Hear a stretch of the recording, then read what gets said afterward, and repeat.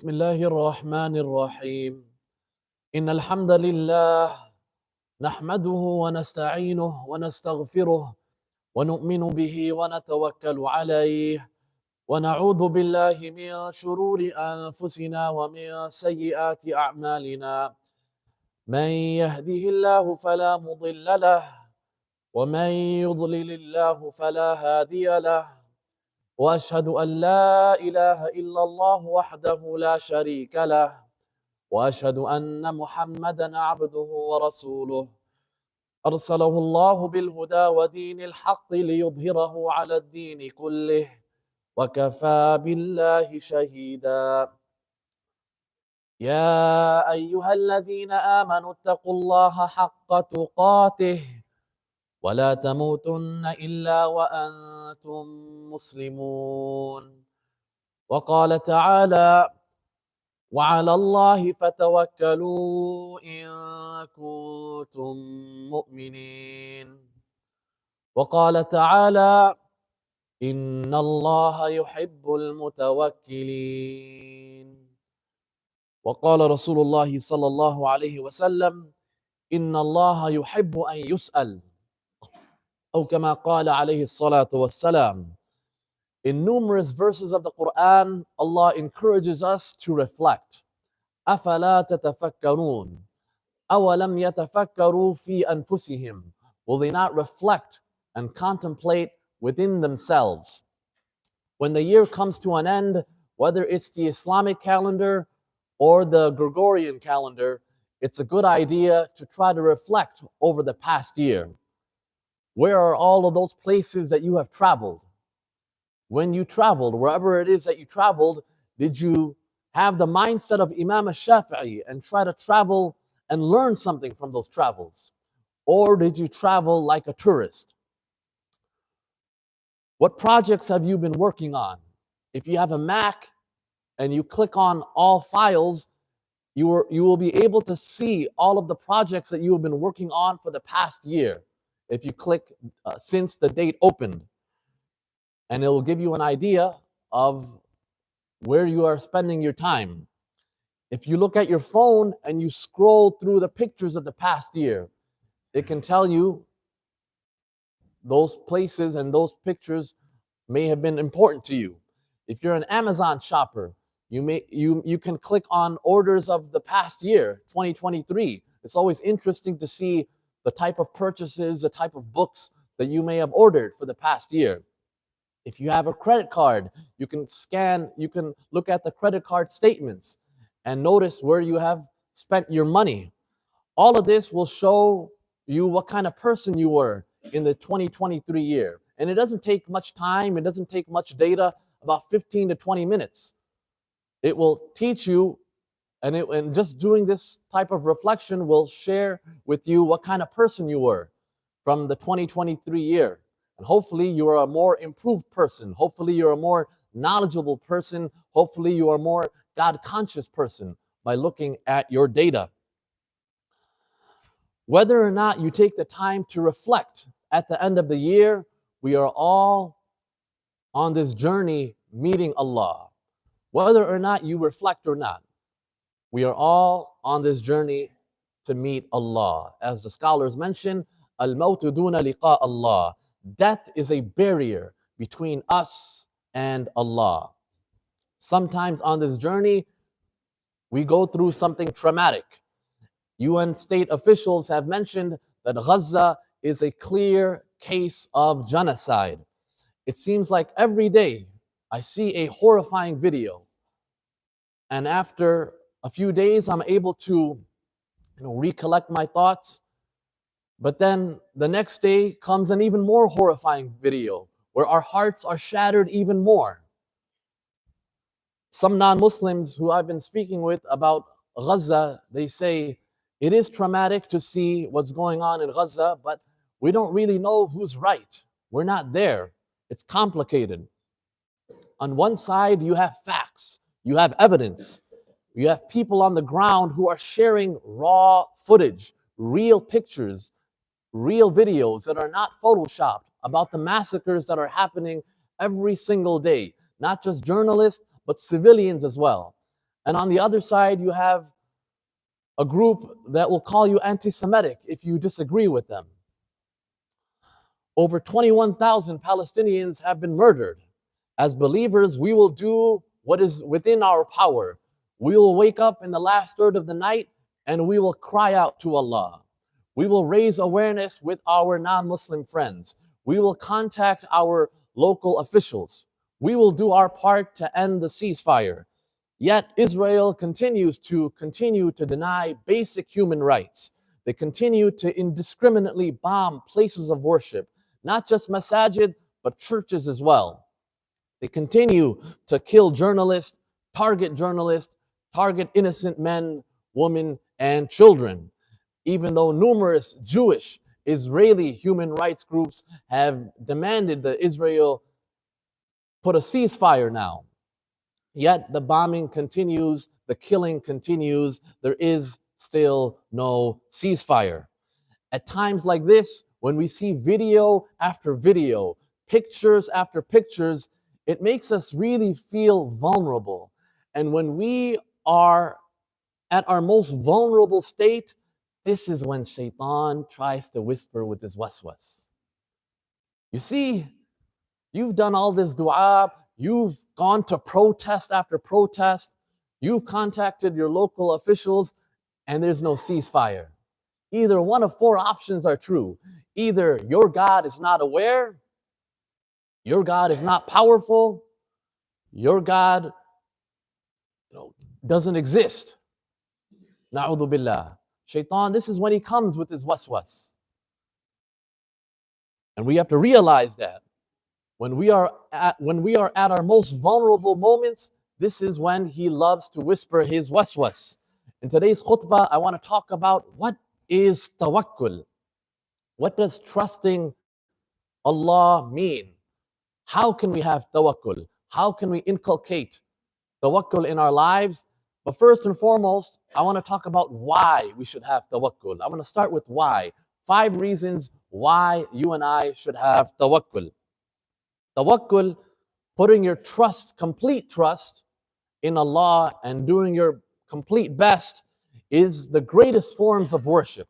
As Allah says in Surah Al-Ma'idah, وَعَلَى اللَّهِ فَتَوَكَّلُوا إِن كُنتُم مُؤْمِنِينَ. Put your complete trust in Allah if you indeed are believers. So in this ayah, Allah made it a condition. If you are a believer, You have to have tawakkul. That's a condition. There is no ifs, there is no buts. Just believing in Allah is not enough. The pagan Arabs also believed in Allah. وَلَئِن سَأَلْتَهُمْ مَنْ خَلَقَ السَّمَاوَاتِ وَالْأَرْضِ لَيَقُولَنَّ اللَّهِ.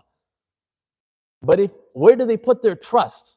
Not in Allah. They put their trust in idols. They put their trust in statues. Some of us, we put our complete trust in politicians. That's not tawakkul. That's not tawakkul.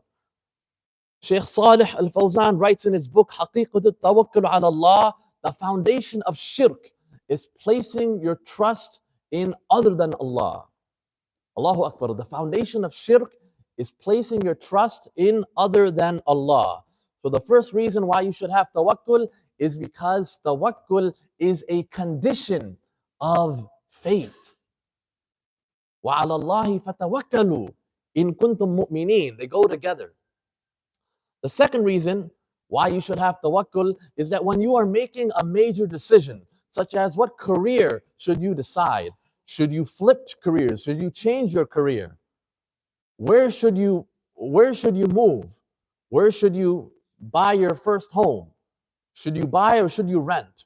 Who should you marry? All of these major decisions, even if you have done all of the right things, such as consulted the right people, you could have taken a whiteboard and write down the pros and cons of your decision. You could have slept on that decision. You could have prayed Salatul Istikhara and asked Allah for your help in making this decision. Yet you are a human being. Sometimes doubt creeps in. When those doubts creep in and you're not 100%, you need to bridge that gap with tawakkul. فَإِذَا عَزَمْتَ فَتَوَكَّلْ عَلَى اللَّهِ. When you have made your decision, Allah said, put your complete trust in Allah. It will grant you this itminan bil qalb, this contentment and peace in the heart that I have done my best. I am now putting the rest to Allah. This is the second benefit of tawakkul. It will grant you peace when you make a major decision. The third reason why you should have tawakkul is because if you want to earn the love of Allah, you need to have tawakkul. Allah said, Wallahu yuhibbul mutawakkilin. Allah loves those who put their complete trust in Him. The fourth reason why you should have tawakkul, Ibn Abbas said, Al-imanu bil-qadri nizam al-tawheed. فَمَنْ آمَنَ بِاللَّهِ وَكَذَّبَ بِالْقَدْرِ كَانَ تَكْذِيبُهُ بِالْقَدْرِ نَقْضًا لِتَوْحِيدِهِ. Allahu Akbar. Whoever establishes their belief in the divine decree, meaning whoever truly has a sense of what qadr is, whoever realizes that Allah is in charge, they will establish their tawheed. They will establish their monotheism. But whoever lacks this belief in qadr, then their entire premise for accepting a creator is going to be faulty. It's going to be shaky. Your foundation is weak if you don't believe in qadr. So the fourth reason why you should have tawakkul is because it will solidify your belief in the divine decree, and this will cause a chain reaction. You will be able to establish your tawheed. Your foundation will be strong, even during a stormy wind. The fifth reason why you should have tawakkul is that when you put your trust in Allah, you will ask Allah. Otherwise, why are you asking Allah? You ask Allah because you trust Allah. And Allah is not like your boss. He's not like your parents. He's not like your teachers. If you ask your teachers too many questions, if you ask your parents too many questions, if you ask your best friends too many questions, they will eventually get annoyed. Your teachers might say, MashaAllah, this child is inquisitive. But in the heart, the teacher is saying, this kid is annoying. He never stops asking questions. Allah is not like you and I. لَيْسَ كَمِثْلِهِ شَيْءٍ. As the Prophet ﷺ said, إِنَّ اللَّهَ يُحِبُّ أَن يُسْأَلْ. Allah loves that we continue to ask Him. Allah loves it. Continue to ask Him. That will show that you trust Him. That's another benefit of tawakkul. When we ask Allah, we trust Allah. And when we trust Allah, we acknowledge His power. We acknowledge His attributes. Despite what's going on, you will, even when you see those horrific videos, when you see those horrific images, once you trust Allah, once you acknowledge His attributes, you will say, Allah is the all-powerful. Allah is still the all-merciful. Allah is still the all-wise. That's the benefit of tawakkul. You will not fall into despair and hopelessness. You will get sad, but you will use that sadness for positive action. You will use that sadness to help people. That's the benefit of tawakkul. We're not able to answer why. Why is this happening? Why is Allah is the all-powerful, the all-wise? Why is He allowing this to happen? Why is there no ceasefire? People of tawakkul know that the way they respond to traumatic events, it will determine their status in Allah's eyes, in the sight of Allah. So when your tawakkul is being pushed to the limits, it's a good idea to pause, to reflect and ask, what is Allah? Maybe Allah is trying to teach me something. What can I learn from this? As our dear brother, the greatest American Muslim leader, said, Malcolm X said, we are not outnumbered. We are out-organized. Tawakkul will allow us to focus on what we can do better, on what we can control. And this will give us tranquility in this life, and it will give us a sense of longing for the hereafter. Every day, the people of Palestine teach me new ways on how to have tawakkul. If all of us had the iman of the people of Palestine, our hearts would be full of tawakkul. From the little children till the adults, till the elderly, they have internalized the hadith, عَجَبًا لِأَمْرِ الْمُؤْمِنِ. How amazing is the affair of the believer. And this is only the case of the believer. If something good happens to him, shakar. He is grateful. And because he is grateful, his status raises in the eyes of Allah. And if something bad happens to him, if there's no ceasefire, if he loses his limbs because he keeps getting bombed, if he loses his family members, sabr, and he is patient, this is good for him because his status raises in the eyes of Allah. This is the benefit of tawakkul, my respected listeners. So the fifth reason why you should have tawakkul is that when you put your trust in Allah, you will ask Allah. And when you ask Allah, this will lead to you acknowledging the power of Allah. Ibn al-Qayyim writes, the first step to actualizing tawakkul in your daily lives is to recognize who Allah is. Allah is al-Alim. He is the all-knowing. Imam al-Shafi'i said, Ayatun min al-Quran. There's a verse in the Quran, hiya sahmun. It's like an arrow in the heart of every zalim, of every oppressor.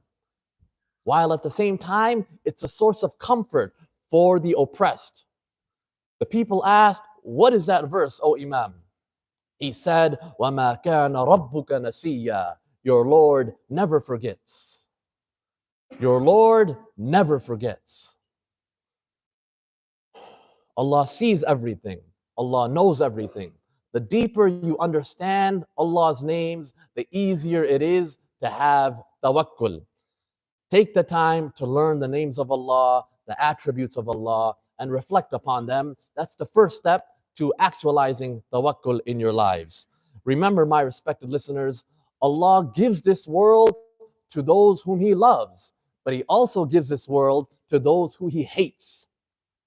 He only gives tawakkul to those whom He loves. May Allah grant us tawakkul. Wa akhiru da'wana alhamdulillahi rabbil alameen.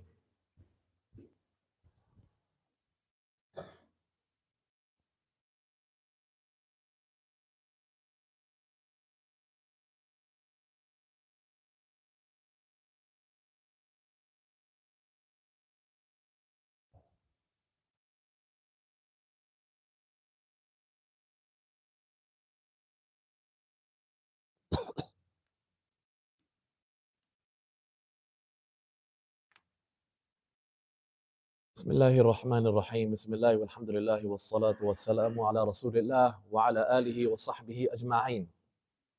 5 reasons why you should have tawakkul. Number one, tawakkul is a condition of iman. It's a condition of faith. وَعَلَى اللَّهِ فَتَوَكَّلُوا إِن كُنتُم مُؤْمِنِينَ.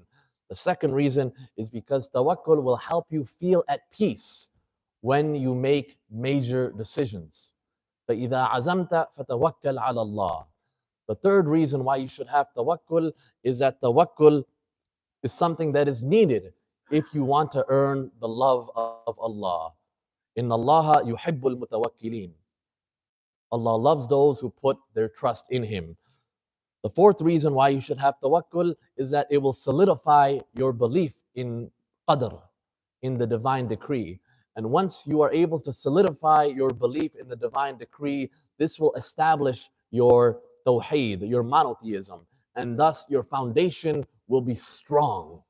You will not falter. You will not be shaky. Just as we should not forget to breathe when we are responding to tense emails or tense text messages. Likewise, we should not forget to do our part, but also remember who is in complete control. Sometimes we give too much power to the people in power. We forget to breathe. We forget who is in total control. And the fifth reason why we should trust Allah is if you trust Allah, you will ask Allah. And once you ask Allah, you will acknowledge the power of Allah. So we've gone over 5 reasons why we should have tawakkul. I want to cover three ways how you can incorporate tawakkul in your lives. Number one, recognize who Allah is. Learn His attributes. Number two, when your tawakkul is tested to the limits, say what Ibrahim alayhi salam said when he was thrown into the fire. Say what the Prophet Muhammad sallallahu alayhi wasallam said when the hypocrites gathered an army and they surrounded him and they said, "Fakhshawhum, you better be scared of them." The believers and the Prophet sallallahu alaihi wasallam, what did they say? The same thing Ibrahim alayhi salam said. Hasbunallahu wa ni'mal wakeel. That's what you and I need to say and internalize when we are tested to our limits, when our tawakkul is tested to the limits. Hasbunallahu wa ni'mal wakeel. God is sufficient for us. God is the best guardian. Also, when your tawakkul is tested to the limits, ask yourself, what might be Allah telling me? Take your time to reflect and make this a learning opportunity. I was playing in a football league, a flag football league a few months ago, and I sprained my ankle. And to me, it was quite puzzling because before we played, I recited the dua, Bismillahi alladhi la yadurru ma'asmihi shay'un fil ardi wa la fis sama'i wa huwa sami'ul alim. The Prophet sallallahu alaihi wasallam said, whoever says this 3 times after the Maghrib Salah, there will be no calamity that will befall him till the morning prayer. Our game was after the Maghrib Salah, so right after the Maghrib Salah, I said this. But then I sprained my ankle. At first, I was puzzled. This dua usually works for me 99% of the time, but this time it didn't. As I reflected, I realized maybe Allah is telling me I need to improve my balance. Maybe Allah is telling me I need to strengthen my muscles near the ankle. Or maybe Allah is telling me that I need to stop playing football with a bunch of 20-year-olds. Probably not going to happen. But when your tawakkul is tested to the limits, take this opportunity to reflect and pause and say, what is Allah trying to tell me? We went over why you should have tawakkul. We went over how you can have tawakkul. I want to end with the definition of tawakkul, because sometimes we have a misrepresentation and misunderstanding of what tawakkul is. Tawakkul is 2 things, brothers and sisters. Number 1, doing your very best. And number 2, putting your complete trust in Allah. Complete trust in Allah. Sheikh Saleh mentioned that there are some people, they expect to receive provisions while not doing anything. They claim to trust Allah, but they don't work. There are people who claim that Allah will give them knowledge because they are people of tawakkul. They are not people of tawakkul. They are people of laziness. And the Prophet ﷺ emphatically would make dua, Allahumma inni a'udhu bika min al-ajz wal-kasl. Oh Allah, I seek your protection from many things, but one of the things he said was from laziness. The hadith in Bukhari in Kitab al-Hajj, Ibn Abbas reports there were some people that came all the way from Yemen to perform the Hajj. It's not easy, it's really difficult. Taking a camel, taking a horse, all the way to Makkah Mukarramah, but they did it. But then Ibn Abbas writes, وَلَا يَتَزَوَّدُونَ. They did not take enough provisions for the journey. And when they arrived in Mecca, without any resources, without any provisions, they would say, نَحْنُ مُتَوَكِّلُونَ. We are people of taqwa. We are people of tawakkul. We are people who put our trust in Allah. And then sa'alun nas, they would beg the people for food, for resources, for money. Allah revealed the verse, وَتَزَوَّدُوا فَإِنَّ خَيْرَ الزَّادِ التَّقْوَى. Take your provisions when you are on a journey. Of course, فَإِنَّ خَيْرَ الزَّادِ التَّقْوَى. The best provision is righteousness. Allah will do His part, but you need to do your part as well. Don't disrespect Allah by having a false sense of tawakkul. There's another story mentioned in the book titled At-Tawakkul ala Allah by Ibn Abi Dunya and by Ibn Rajab fi Jami al-Ulum al-Hikam, that one day Umar radiallahu anh saw a group of people in Medina just relaxing and talking the entire day, while the other inhabitants of Medina were working hard. So he asked them straight up, Man antum? Who are you? They said, Nahnu mutawakkilun. We are people who put our complete trust in Allah. Umar radiallahu anh responded and said, Bal antum muttakilun. Rather, you are those who are completely dependent upon the people. You are those who are lazy. You are those who beg when you don't have to beg. Allah said, when the Jum'ah Salah is over, فَانْتَشِرُوا فِي الْأَرْضِ. Disperse through the land. وَابْتَغُوا مِنْ فَضْلِ اللَّهِ. And seek the provision of Allah by working hard. وَابْتَغُوا مِنْ فَضْلِ اللَّهِ. Umar radiallahu anh ordered these people to seek provision, to work hard, because it doesn't make sense to say, Allahumma rzuqni, Allahumma rzuqni, oh Allah, provide for me, when you're doing diddly squat, when you know, قَدْ عَلِمْتُمْ أَنَّ السَّمَاءَ لَا تُمْطِرُ الذَّهَبَ وَالْفِضَّةَ. When you know very well that the sky does not rain gold and silver. That's why the Prophet ﷺ said, لو أنكم كنتم توكلون على الله حق توكله. If you were to rely on Allah the way you're supposed to rely on Allah, then Allah would provide for you, just as He provides for the birds. The hadith states, تغدو خماصا. The birds go out in the morning, خماصا, starving, with an empty stomach. And they return وَتَرُوحُ بِطَانًا. They return full, satisfied. So if this bird is smart enough to realize that you don't just stay in the nest, you have to work hard, what does that say about you and I? The Prophet ﷺ is our example. He is the master of tawakkul. When he would fight against the oppressors, he had a helmet. When he would fight and protect the oppressed, he would carry a sword. He would mobilize the army. And in the battle of Uhud and in the battle of Khandaq, he openly wore 2 heavy suits of armor. Because it is the commandment of Allah to do what you can, while also relying completely on Allah. I make dua to Allah, Ya Allah, make us amongst those who tie our camel and put our complete trust in Allah.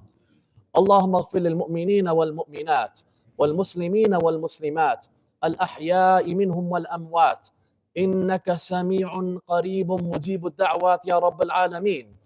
Allahumma ansur al islam wal muslimin. Allahumma a'izz al islam wal muslimin.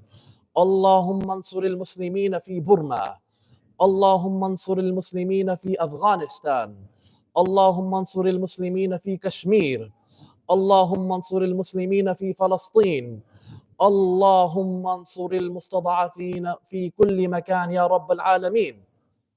ربنا عليك توكلنا وإليك أنبنا وإليك المصير. ربنا لا تجعلنا فتنة للقوم الظالمين ونجنا برحمتك من القوم الكافرين.